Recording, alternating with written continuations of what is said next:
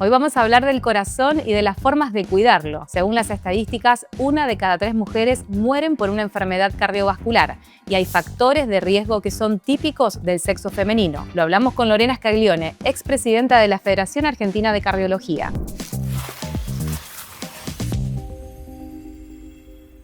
En realidad, mira, para decirte, 1 de cada 3 mujeres en el mundo, y por supuesto que en Argentina las cifras son las mismas, muere de una enfermedad cardiovascular. Cada 11 minutos una mujer está muriendo por una enfermedad cardiovascular, o sea que es muy importante, tanto a nivel masculino como femenino. ¿Qué sería una enfermedad cardiovascular? Cuando hablamos de enfermedad cardiovascular nos referimos sobre todo a infartos de miocardio, a lo que es accidente cerebrovascular o conocidos como ACV y las insuficiencias cardíacas. Doctora, es alta la estadística, 1 de cada 3 mujeres, pensando en un grupo de amigas y que uno se empieza a mirar, la verdad que es alta la estadística. Sí, es muy alta, incluso supera las cifras de cáncer ginecológico. Si yo te pregunto hoy a vos de qué se mueren las mujeres, ¿vos qué me dirías, digamos, en primera instancia? Y sí, una enfermedad ginecológica. Todo el mundo piensa eso. De hecho, hay un estudio hecho acá en Argentina por la Sociedad Argentina de Cardiología, en el cual salieron a preguntar de qué se enfermaba y de qué morían las mujeres, y más del 50% lo relacionó con las enfermedades ginecológicas, cuando por las estadísticas que tenemos no es así. Todo esto llevó a hacer todo un trabajo de concientización y después de hacer todo un trabajo de estudios, de charlas, de hacer un montón de cuestiones dedicadas a la comunidad, se volvió a preguntar de qué morían las mujeres en nuestro país. Sí. Y sin embargo, aún así todavía no está instaurado este concepto de que la mujer muere más por enfermedad cardiovascular que por un cáncer ginecológico. ¿Y qué falta? ¿Prevención? Yo creo que lo primero que falta es tener la conciencia, digamos, entender que las enfermedades cardiovasculares nos afectan tanto a las mujeres como a los hombres. Si nosotros entendemos esto, nos vamos a poder cuidar. Si no, es muy difícil, lo que decimos siempre es poder cuidarse de algo que desconocemos. Cuando uno piensa en estas estadísticas y piensa en enfermedades ginecológicas, la mujer sabe que todos los años tiene que ir a hacerse un control. ¿Qué pasa con lo cardiológico? Todos los años nos tenemos que hacer un control. ¿Y qué tipo de control? Lo que va a depender mucho, siempre decimos, es de la historia de cada mujer. Pero lo ideal es que una mujer tenga por lo menos antes de los 40 años un control cardiológico. Sí. Pero esto va a depender también de si vos tuviste un embarazo, si vos tuviste una menstruación, que comenzaste a menstruar en forma antes de los 13 años, por ejemplo, que se llama menarca precoz, o tuviste una menopausia precoz. Son cuestiones que nos hacen alertar de que puedes tener riesgo cardiovascular elevado y presentar una enfermedad cardiovascular antes que, otras mujeres. ¿Embarazo por qué, doctora? Cuando hablamos de embarazo, son embarazos de riesgo. Por ejemplo, una mujer que durante su embarazo desarrolla hipertensión arterial, durante su embarazo termina con una preeclampsia o desarrolla una diabetes gestacional. Sí. ¿Y qué otros factores de riesgo a tener en cuenta? Estos que estás mencionando, ¿y cuáles otros? Todos los factores que tenemos que tener en cuenta son, los que tenemos comparados con los hombres, que son los factores de riesgo tradicionales, que son los que todos de alguna manera conocemos: la hipertensión arterial, el colesterol elevado o dislipemia, la diabetes, la obesidad, el sobrepeso, el tabaquismo, o sea, el hábito de fumar, que nos aumenta el riesgo cardiovascular, y estos son factores de riesgo que compartimos con los hombres. Después hay otros factores de riesgo que son los menos conocidos, que son los propios de la mujer, que los tenemos ya de por sí por ser mujer. Esto que te nombraba, una menarca precoz, sí, una menopausia también precoz, o durante el embarazo haber padecido alguna de estas enfermedades. Todo esto también son factores de riesgo que a nosotros las mujeres nos van a dejar una huella, y nos va a hacer, desarrollar quizá en un futuro una enfermedad cardiovascular.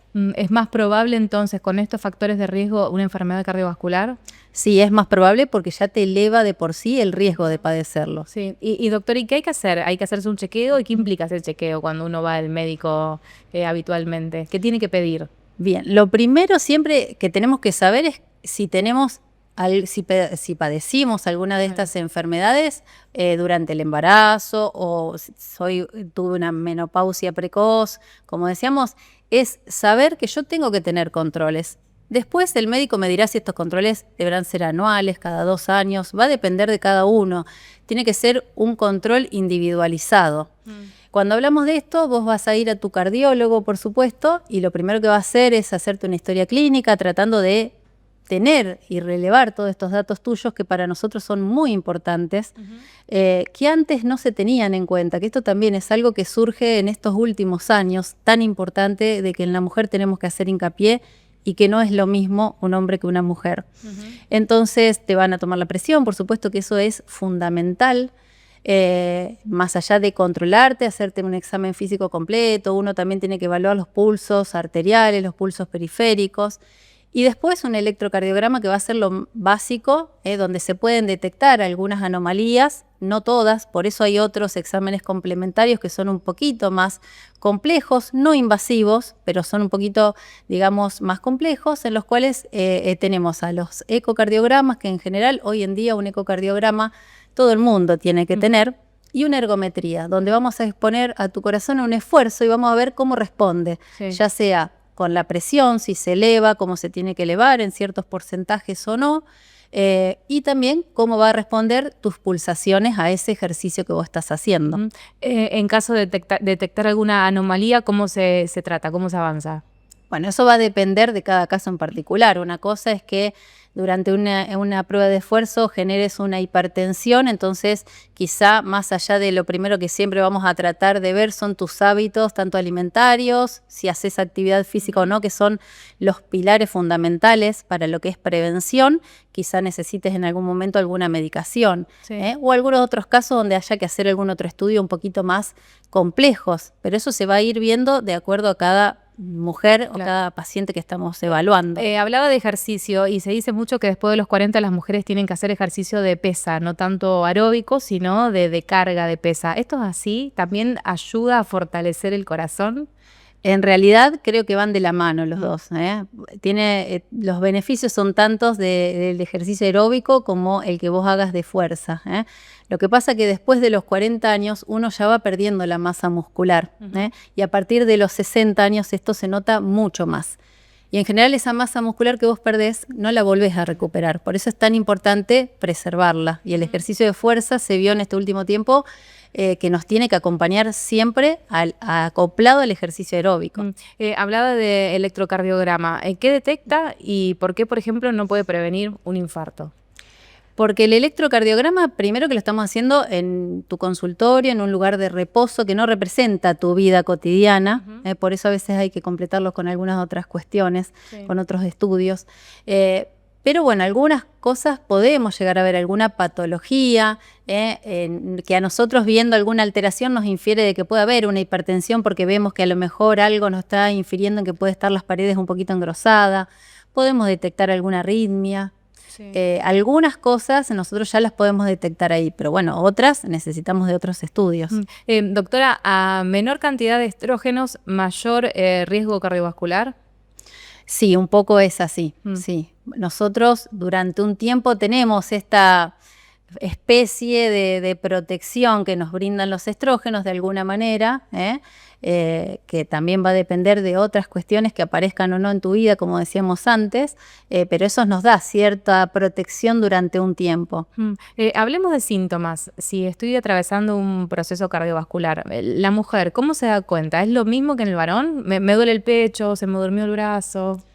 Tenemos dos cuestiones. Una, que sí, que las mujeres podemos tener los mismos síntomas que los hombres. Hay mujeres que pueden presentar un dolor que le llamamos típico, el dolor retroesternal, opresivo o de pata de elefante, que muchas veces lo habrán escuchado nombrar porque es una de las maneras que uno lo puede asociar, pero no siempre es así. Se vio que en la mujer muchas veces los síntomas son atípicos, como le podemos llamar.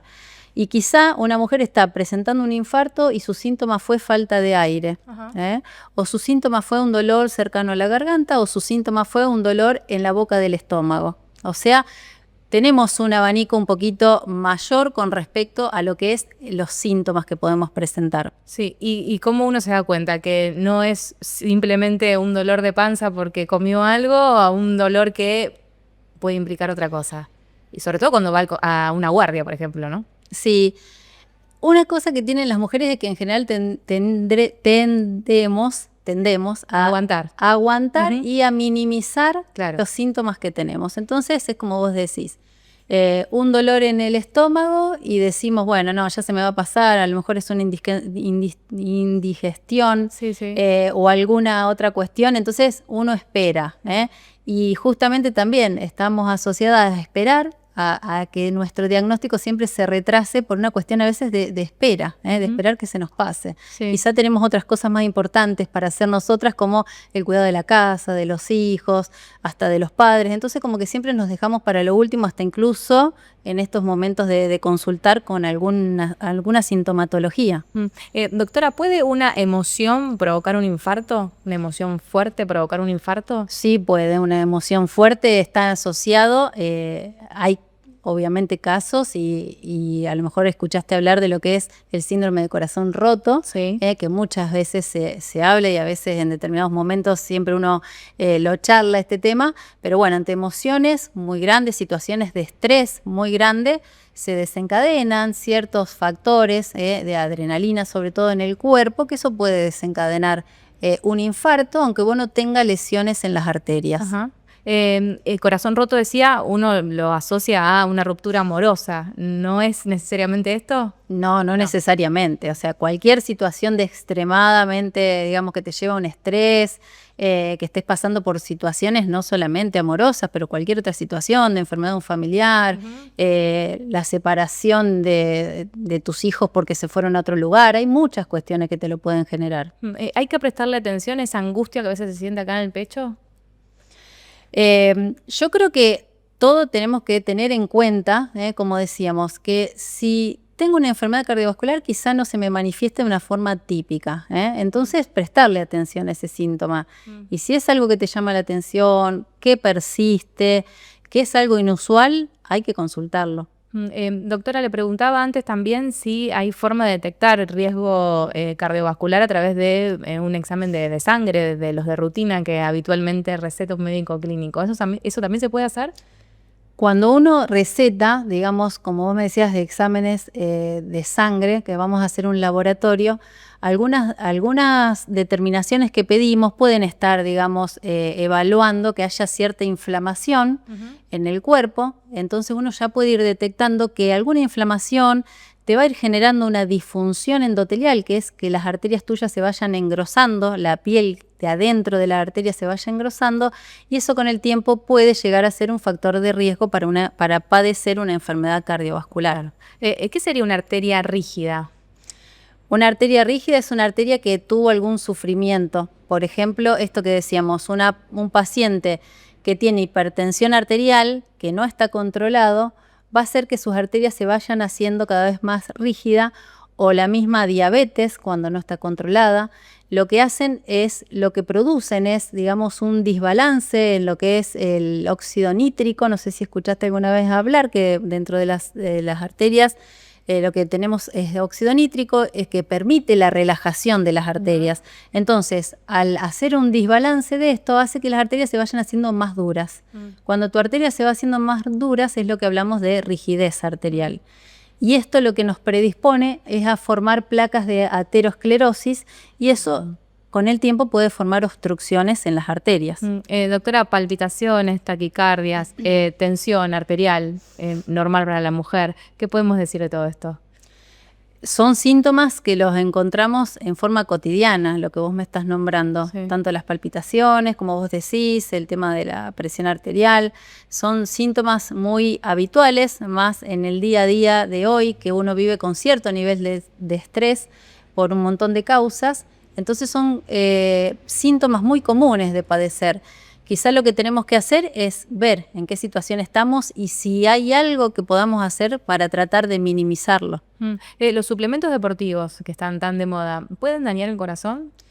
hay que ver qué suplementos deportivos, hay muchos suplementos, hay que ver qué toma cada uno y eso hay que hacer una evaluación individual. Hay cuestiones que no todo el mundo puede tomar. Por ejemplo, ¿cuáles? No, O cuál mirar con mayor atención y antes de la venta libre, bueno, le voy a consultar a mi médico, que esto hay que tener más cuidado. hoy en día está en auge utilizar el colágeno hidrolizado, que tiene, bueno, cúrcuma, tienen otros aditivos. En general hay que ver qué aditivos tienen, no el colágeno hidrolizado en sí, pero hay que ver qué aditivos tienen, porque algunos te pueden predisponer a aumentar la presión arterial. Entonces hay que tener en cuenta y siempre que puedas consultarlo antes de tomarlo, porque también podés tener problemas renales sin saberlo, entonces hay algunos suplementos que tampoco es recomendable que lo tomes solamente por el hecho de estar haciendo actividad y de ir al gimnasio. Entonces, cada cuestión me parece que si se puede siempre antes consultarlo va a ser lo mejor. Doctora, para reparar el corazón, si se detecta alguna cuestión que no está bien, ¿se usan hoy células madres también? Solamente en estudios esas cuestiones, todavía no es algo que está instaurado, no hay estudios que se están haciendo, pero no es algo que uno lo utilice. Sí. ¿Y por dónde entonces pasan las alternativas si uno tiene algunos de todos estos riesgos? ¿Por dónde empezamos? ¿Ir al médico? Bueno, hacer la consulta y a partir de allí... Yo creo que lo que tenemos que empezar es por la prevención. La prevención desde las edades tempranas, desde los chicos. Cuanto más chico uno empiece y pueda tomar conciencia, y quizás no tomar conciencia en ese momento cuando uno es niño, pero sí de tomar hábitos, de que vos crees hábitos saludables en los chicos, eso te va a vos a permitir que lleguen a una adolescencia y a una adultez con una salud cardiovascular que no la va a tener otra persona que quizá no tuvo todo este camino. O sea, la prevención es la primera arma que tenemos. Por eso es tan importante y es quizá la más barata también que tenemos. Sí, un corazón sano. Exacto, o sea, llegar a la edad adulta de la mejor manera que podamos. Y para esto tenemos que empezar desde lo antes que podemos, con la prevención, con la actividad física, con unos hábitos alimentarios saludables, con el hecho de disminuir el estrés de la forma que podamos. Hoy en día es bastante difícil porque vivimos en una sociedad que de por sí todo te genera competencia y estrés, pero creo que siempre que podamos encontrar algo que nos saque, aunque sea un rato de esa situación, es bienvenido porque nos va a ayudar a bajar esos niveles de estrés, aunque sea 1 hora al día.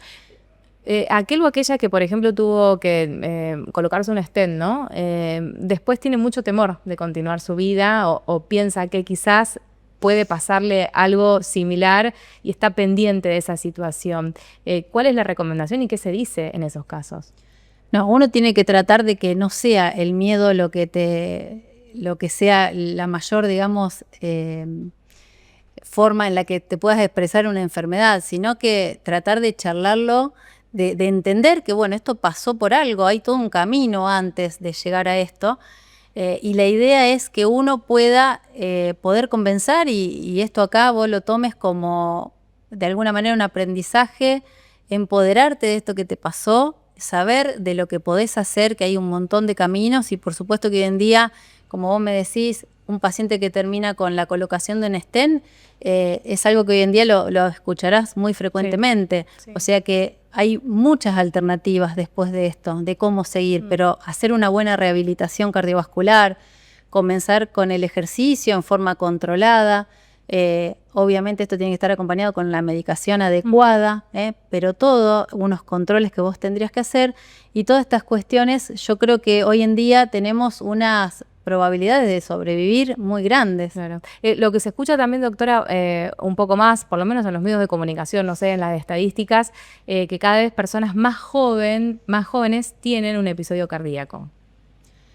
Sí, hay... Por un lado, quizás se conozca un poco más. Hoy en día, como vos decís, a través de los medios uno tiene acceso a un montón de información que antes a lo mejor no la tenías de la misma manera, cuando te llegaba ya era tarde. Entonces tenemos esto. Se detecta mucho más también ahora. Ahora hay muchas cosas que uno hace, entonces podemos detectar enfermedad antes de lo que llegaba antes, que a lo mejor llegabas en un momento que ya era tardío. Entonces creo que todas estas cuestiones tienen que ver. Sí, ¿y los casos de muerte súbita? Los casos de muerte súbita, bueno, también es un tema, hemos escuchado, ¿no? Sí. Sobre todo vinculado al deporte, Sí. y dicen, bueno, es una persona sana, nunca tuvo nada previamente, nada que se le haya detectado, era una persona saludable y demás, y de golpe uno se encuentra con una situación como esta. Son excepciones, bueno. Son dentro de todo excepciones. Lo que pasa que por ahí tenemos que tratar de, justamente antes de un deporte, y sobre todo lo que escuchaste siempre en general en muerte súbita son jóvenes que están haciendo algún deporte en general. Por eso es tan importante la evaluación cardiovascular predeportiva, donde uno tiene la posibilidad de hacer todo esto que charlábamos antes, tanto de un examen físico, un electrocardiograma, donde algunas cuestiones ya podemos llegar a ver, y hacer otros métodos complementarios donde podemos detectar algunas enfermedades de estas que te pueden llevar a una muerte súbita. Gracias, doctora, muy amable. No, gracias a ustedes, fue un gusto.